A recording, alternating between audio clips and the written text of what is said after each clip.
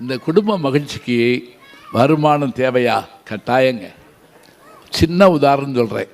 மாப்பிள்ளை வீடு பார்க்கணும்னா பொண்ணு வீட்டில் முதல்ல என்ன பார்ப்பாங்க அப்படின்னா, பெண் விரும்பும் காலை பிதா விரும்பும் வித்தையே. பெண்ணு அழகா இருக்கானான்னு பார்ப்பாளாம், அப்பா படிச்சிருக்கானான்னு பார்ப்பாராம், அம்மா செல்வந்தனா இருக்கான்னு பார்ப்பாளாம்.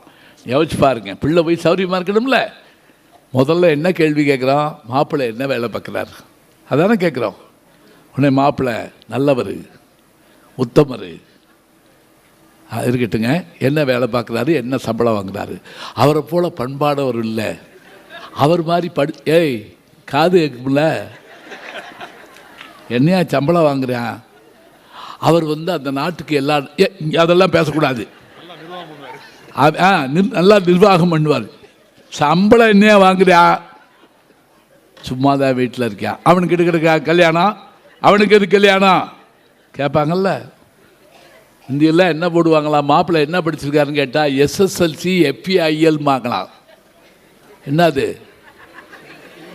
ஃபெயிலு, FEIL தான் ஃபெயிலு.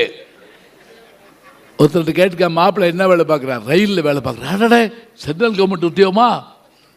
என்ன வேலை? ரயில் ஓடுனா நிற்பார், நின்னா ஓடுவார், சுண்டல் விற்கிற வேலை. வேலை சாதாரண இல்லைங்க, அது சொன்னாமல் இருக்கேன். ரயில் நின்னா ஓடுவாராம், அது ஓடுனா நிற்பாராம்.